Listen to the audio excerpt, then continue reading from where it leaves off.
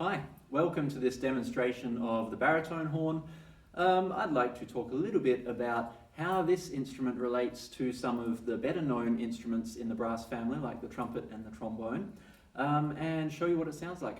First off, it is a baby tuba. Tuba is the very large one that you might have seen. Looks very similar to this. The sound comes out the top and they play very low. Typically you would play it sitting down, but adults can play it standing up as well. There is a half-size tuba called the euphonium, which looks a bit like this, a bit taller, and also can have 4 valves along the top, or 3 valves up here, and an extra one. And the one that I'm holding here is called a baritone. And the baritone horn, typically we would be able to use this with Year 5 students, so beginners onwards. When they get to high school, they would often upgrade to the euphonium because that extra valve allows them to access a few more notes, and you get a slightly different sound quality from the euphonium as well that is needed for school concert bands. Here is what a baritone sounds like. It plays in the same range of notes as a trombone.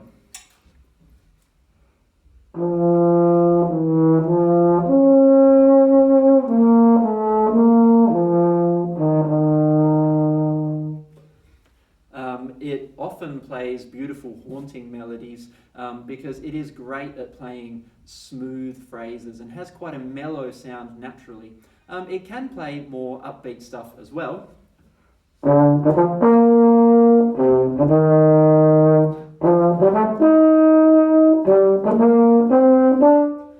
It is not limited in tempo or style, but it is most commonly heard in classical music, and particularly the concert band tradition, which is what a lot of our West Australian schools are based on. So where does it fit with the other brass instruments that you would see in school music programs? The trumpet, the small one, 3 valves, sound faces forward. The trumpet is a higher sound and typically reads treble clef music, which is for higher sounding instruments. The trombone, which has a similar range of notes, so a bit lower than the trumpet notes, is the one with the slide. And that one reads bass clef music, which is used for lower sounding instruments. The baritone typically would read that same music as a trombone player because it shares that lower range of notes.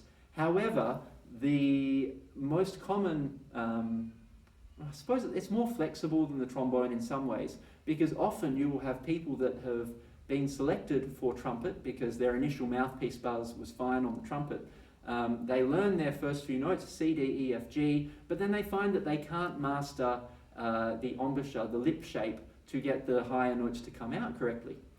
They might try, they may practice very diligently, but their lips just aren't suited to the smaller mouthpiece after all, and that is where being able to transfer them onto one of these is really, really useful, because they can retain the same finger combinations and they can remember the same note names that they were using on trumpet, but swapping to a slightly bigger mouthpiece can make all the difference, and all of a sudden they're able to play these higher notes accurately. So they go from having played trumpet for maybe a term or a little bit more and really struggling to get those higher notes and maybe feeling a bit despondent about this, and then you hand them one of these and they pick it up and they go, oh,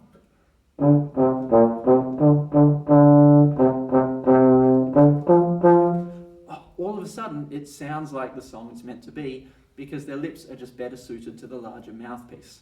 So baritone is a very valuable instrument. It can lead to a whole range of things. If you spend a couple of years playing baritone in Year 5 and 6 and then you get to high school, perhaps you then transition onto the euphonium, the slightly bigger version with a slightly different sound quality and an extra valve. Perhaps you continue on baritone in your school concert band or any other ensemble that needs brass instruments. There are a whole range of things you can do with it. Maybe you read treble clef like a trumpet player. Maybe you read bass clef like a trombone player because you start on the baritone, because maybe your arms just aren't long enough to play a trombone, but you have the lips that suit the bigger mouthpiece.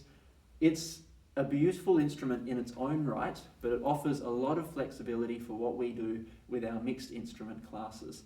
So if your child has been recommended baritone, or if your child has started on trumpet and then you're thinking, how come Hot Cross Buns doesn't sound right? How come Ode to Joy doesn't sound like Ode to Joy, and they're struggling with their higher notes, if I send you an email saying, let's give your child a shot on the baritone instead, this is what I'm talking about.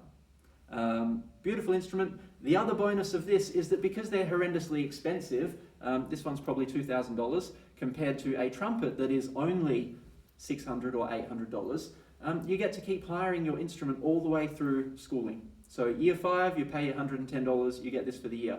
Year 6, you pay another $110, you get to keep it for the year. And in high school, the same thing applies. If you're continuing on baritone, you would keep hiring a baritone for $110. If you swap to euphonium, same thing. They cost about $3,000 or $3,500. So you can continue to hire through the IMSS hire system. Whereas everybody else at the end of their first year of learning, they have to go out and spend some number of hundreds or thousands of dollars to purchase an instrument themselves. So, baritone, beautiful instrument, that's what it is. A little bit bigger than a trumpet, a little bit smaller than a trombone, though similar length of tube. Typically, a beginner will play it sitting down, and then in high school you might continue on this instrument, or you might change depending on your school's ensembles and how you're going with it. I hope that's been informative. If you have any questions, as always, send me an email, and I look forward to hearing lots of baritone students in the future. Bye.